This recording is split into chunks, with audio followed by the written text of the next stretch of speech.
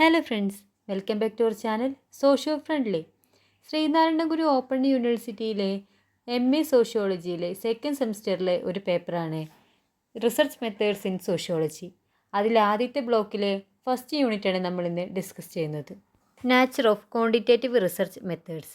ഈ ഒരു യൂണിറ്റ് നമ്മൾ ഡിസ്കസ് ചെയ്യുന്നത് ക്വാണ്ടിറ്റേറ്റീവ് മെത്തേഡ് എന്താണ്, അതിൻ്റെ നാച്ചർ, സ്കോപ്പ്, ലിമിറ്റേഷൻസ് എന്നിവയാണ്. ക്വാണ്ടിറ്റേറ്റീവ് റിസർച്ച് എന്നാൽ ഒരു അളവ് കൂടിയ വിവരശേഖരണ രീതിയാണ്. ജാമിതീയമായ രീതിയിൽ സംഖ്യകളും കണക്ക് വിവരങ്ങളും ഉപയോഗിച്ച് ഒരു പ്രശ്നം പഠിക്കാനാണ് ഇത് ഉപയോഗിക്കുന്നത്. Quantitative research method social science, physics, biology, psychology, sociology, geology തുടങ്ങിയ വിഷയങ്ങളിൽ ഉപയോഗിക്കാറുണ്ട്. നമ്പേഴ്സിൻ്റെയും സ്റ്റാറ്റിസ്റ്റിക്സിൻ്റെയും സഹായത്തോടു കൂടി ഡാറ്റകളെ കളക്ട് ചെയ്യുകയും അനാലിസ് ചെയ്യുകയും ചെയ്യുന്ന റിസർച്ച് മെത്തേഡാണ് ക്വാണ്ടിറ്റേറ്റീവ് റിസർച്ച്. നമുക്കിനി ക്വാണ്ടിറ്റേറ്റീവ് റിസർച്ചിൻ്റെ നാച്ചർ നോക്കാം. ഒന്നാമത്തേത് മെഷറബിൾ ഡാറ്റ ആണ്. അതായത് നമുക്ക് കൗണ്ട് ചെയ്യാൻ പറ്റുന്ന ഡാറ്റാസൊക്കെ നമുക്ക് കൗണ്ട് ചെയ്ത് മാത്സ് ഒക്കെ ഉപയോഗിച്ചിട്ട് ചെയ്യാൻ പറ്റുന്നതായിരിക്കും.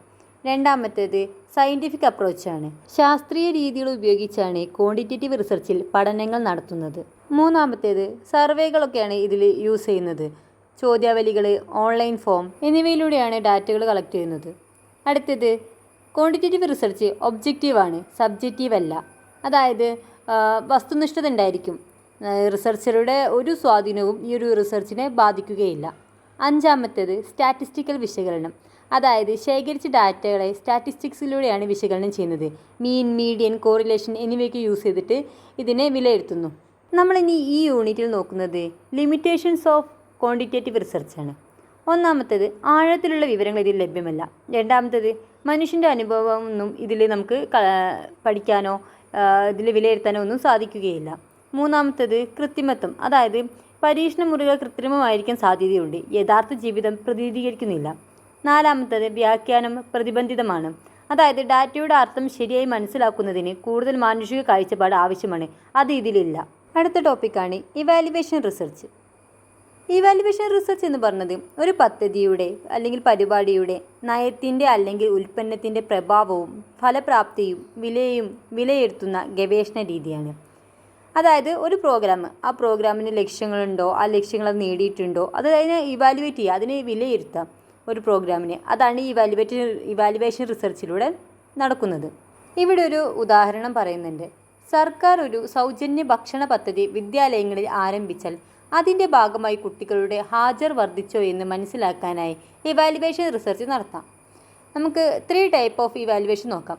1 കൺകറൻറ്റ് ഇവാലുവേഷൻ, 2 പീരിയോഡിക് ഇവാലുവേഷൻ, മൂന്നാമത്തേത് ടെർമിനൽ ഇവാലുവേഷൻ.